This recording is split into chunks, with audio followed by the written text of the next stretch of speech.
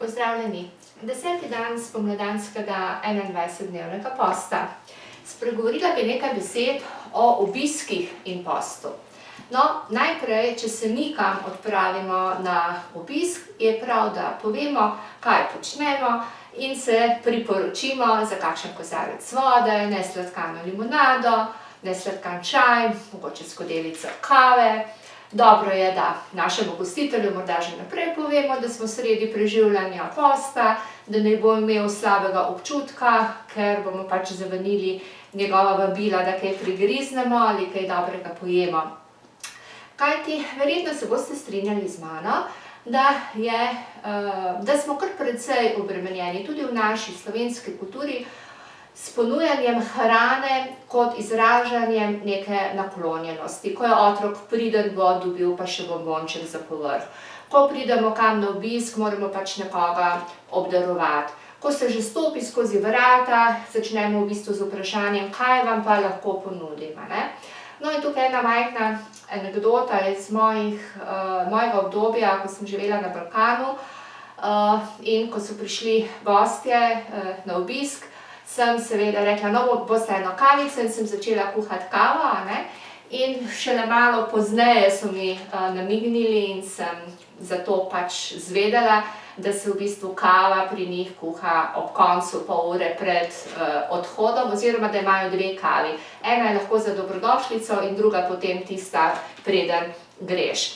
Ko pridemo na obisk k našim sorodnikom, ki so morda na podeželju, se spomnim iz otroštva, iz mladosti, vedno je bila miza polna vsega in v svoji gostoljubnosti enostavno niso vedeli, kaj vse bi nam še dali, da pojemo, prigriznemo, in vedno smo se vračali seveda s polnimi košarami različnih domačih dobrot. Seveda to ni nič narobe, da se ne razumemo napačno, ampak gre pa vendarle za neko zavedanje, kako doživljamo in tolmačimo hrano. In seveda hrana, če nam je predvsem tudi kot izraz neke pozornosti, neke nagrade nekomu, a ne, nam lahko na dolgi rok v nesorazmernih količinah tudi škodi. Zato je morda dobro, da v krogu, ki nam pač nekaj pomeni, poskušamo ozavestiti sporočilo, da bomo prav tako veseli snidenja tudi ob kozarcu vode, iz vodovodne pipe. Ko pridejo kdaj sorodniki iz Amerike, so prav navdušeni, da lahko popijejo kozarec čiste in še okusne vode, ki priteče iz vodovodnega omrežja. Skratka, da malce odmislimo to, da izražamo veselje in gostoljubje s tem, da takoj začnemo prinašati raznovrstno hrano. Torej, ko se kam odpravimo. Enako je tudi, ko kdo pride. Zdaj, seveda bomo upoštevali tudi, bom rekla, kontekst obiska, ne. Če nekoga povabimo na večerjo, zagotovo mu ne bomo ponudili zelenjavni ali pa sadni smuti, ki ga trenutno uživamo, ne. Se bomo približali tudi njegovim okusom in pričakovanjem. Če pa to je takšen obisk, kjer ponavadi ponudimo kavico, čaj, ni pa prav nič narobe, če vemo, da je nekdo, ne vem, ljubitelj sadja, da mu pa mogoče ponudimo, da z nami deli en zelo zdrav sadni napitek, a ne. Ali če ima rad domačo zelenjavo, tudi lahko povprašamo, se mi pridružiš, boš poskušal še moj zelenjavni napitek. Skratka, poskusimo ponuditi nekaj iz našega repertoarja, razstrupljanja, očiščanja, seveda nevsiljivo in seveda bližje, kot smo si z gostom, lažje to naredimo, a ne. Kakšni najboljši prijateljici zagotovo lahko rečemo, veš kaj, čez 5 minut si bom pa jaz naredila en sadni smuti, boš poskusila z mano, a ne. To je na primer na osnovi rdeče pese in jabolka in zelo prija. Tukaj moramo seveda spet upoštevati, kako dobro poznamo gosta. Spomnim se, ko sem živela v Skopju in je prišel na obisk tast, tašča, in se s Predragom seveda z navdušenjem želela pokazati, kako zdravo se prehranjujeva in kakšne čudovite napitke delava. O tem mimogrede, te anekdoti pišem tudi v tej svoji razprodani knjigi Razstrupi se, prisluhni si.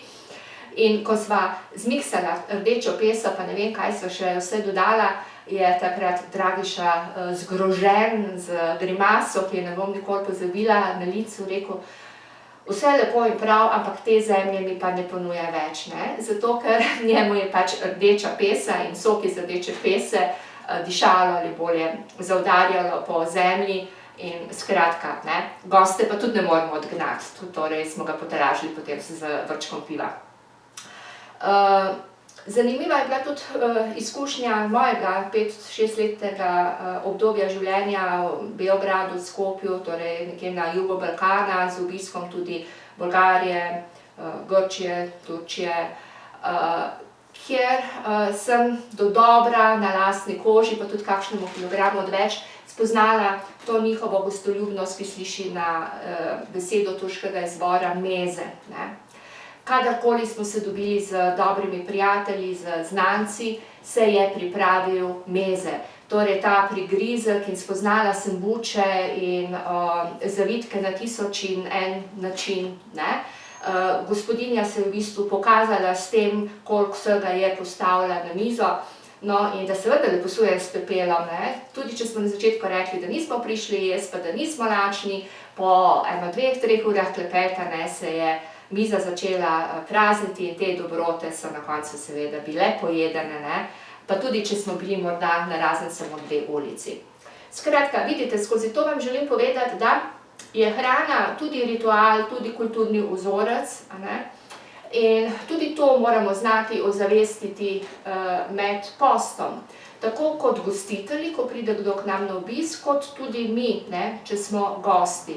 In seveda od ljudi, s katerimi se družimo, nekje tudi pričakujemo, da bojo sprejeli našo argumentacijo, torej prav nič narobe ni, če povem, sem na postu, trenutno uživam tekočino, bi se mi prilegel kozarec vode, samo grenka kavica, nič drugega ne bi. Sem pa še zadnjič omenila, nimamo pa pravice se zmrdovati ali posegati v prehranjevalne navade naše takratne ožje družbe, zbrane za mizo. Torej, če se gostitelj odloči, da bo pač naredil bogato pojedino, imajo vsi okoli mizja pač pravico, da se mastijo, jejo in da v tej hrani uživajo. In ni poslanstvo tistega, ki se posti, da jim te užitke odreka, ne. To je osebna odločitev, ko se odločiš. Bi pa za konec 10. dne posta z vami delila še nekaj, kar mislim, da se tudi dobro prime. Se veste, ko se dobimo prijateljice, ponavadi se usedemo, popijemo kavico, klepetamo, oberemo vse naokoli. Obstaja pa tudi druga opcija, a ne, da se dobimo primerno obute in da gremo na sprehod. No, in to med postom tudi zelo pomaga. Jaz sem to nedavno naredila s sprehodom ob Savinji s prijateljico na Zgornjem Savinjskem koncu, počasen sprehod, klepet, sonce, voda in potem na koncu prideš in popiješ čaj. Kaj želim torej povedati?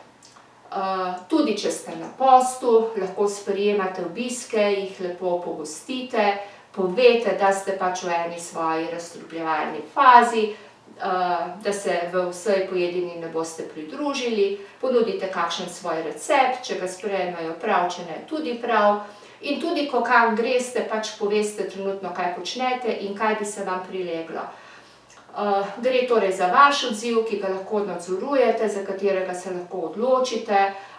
Zdaj ljudje so različni, nekateri to pojasnilo sprejmejo. Če poznate koga, za katerega veste, da vam ne bo prisluhnil in da vas bo na vsak način silil, samo tole poskus, tole pa naredi, tole ti pa nič ne bo škodovalo, pač v 21 dneh spustiš obisk pri njemu, ne, ker že vnaprej veš, da mu ne boš mogel dopovedati, da kljub temu, da dela čudovit jabolčni zavitek, ga v teh 21 dneh tudi kos ne boš pojedel, ne. In kaj mi še preostane? Zdaj že veste mantro, torej prvi del mantre se glasi: vabim vas, da se naročite brezplačno na YouTube kanal Razstrupi se in prisluhni si. Ravno v prihodnjem tednu snemam tudi prvi intervju, prisluhni si z Biserko, tema voda in družba. Sogovornica več kot zanimiva, prijetna, zagotovo bo tudi odmevna. In drugi del vabila, če razmišljate, da bi naredili kaj za svoje telo, za razčiščenje in razstrupljanje črevesja ali za čiščenje misli v glavi, torej za razstropitev duha. Potem imam poseben program, komunikacijski trening se mu reče, za hujšanje poenostavljeno, pri čemer ni mišljeno hujšanje samo izgubljanje kilogramov, ampak tudi negativne navlake neracionalnih misli, ki okupirajo naše možgane. Me lahko kontaktirate, ta individualni program 10 polnih ur poteka na daljavo preko Zooma, kakšno seanso uvodno lahko naredimo tudi v živo, o vsebini, o ceni, o terminu se pogovorimo, imate pod tem videom tudi vse kontakte. Do snidenja jutri, ko bo že 11. dan, ko bom torej spomladanski post prevesila v drugo polovico, ko bo za mano že definitivno 10 dni in prijetnega počutja. Torej, srečno do jutri!